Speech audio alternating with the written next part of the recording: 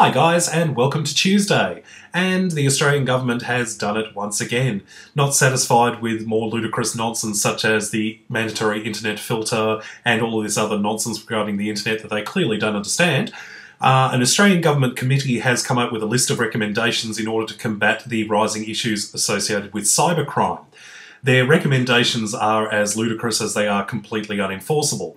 First of all, there is this new idea where they want to make it illegal for people to get a connection to the internet unless they already have antivirus and firewall stuff installed on their computer.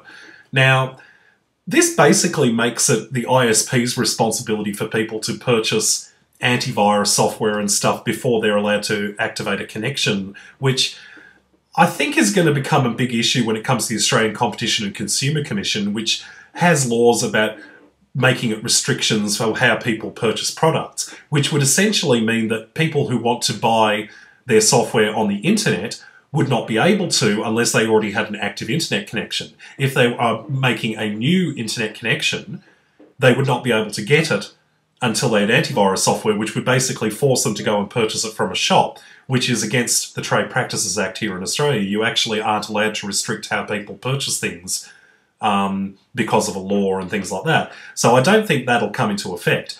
But the other part of this suggestion is that they're going to make ISPs responsible for informing their customers if they believe that their internet account has become compromised by a virus or whatnot.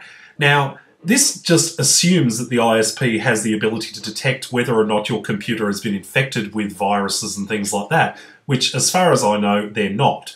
And making it a legal requirement for them to inform customers if their systems have been compromised is ludicrous because it's not going to happen.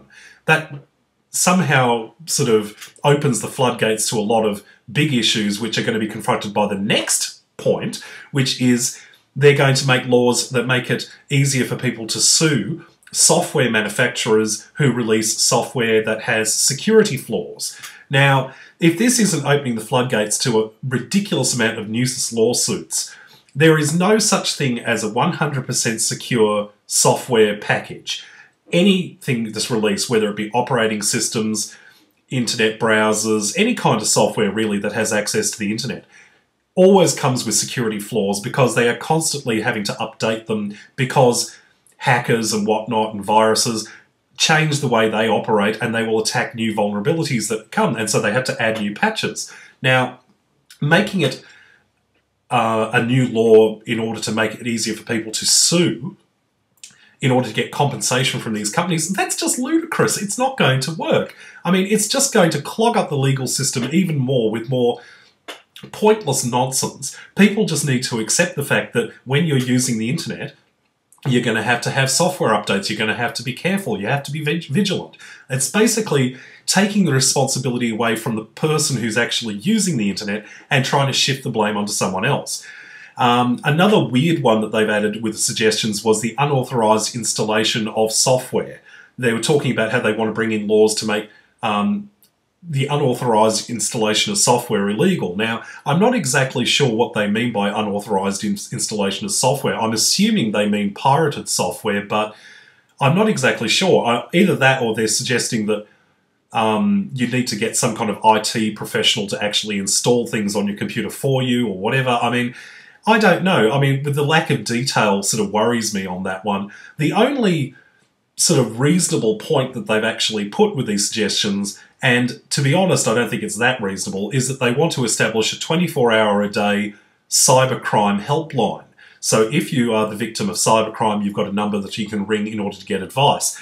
But I can see this lasting about 5 seconds because you can just see how many people who don't know what they're doing when it comes to internet connections and computers and whatnot, basically using this as a all and sundry, I can't get my email, what do? I don't know how to make the screen look bigger, I don't know.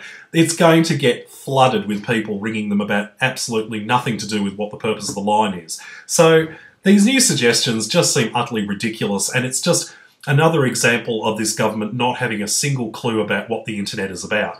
So I'm going to open the floor up to you guys. I want you to tell me what you think of these new suggestions. Do you think they'll work? Do you think they need more work? Do you think that they're completely silly? What do you think the government should be doing to try and combat cybercrime?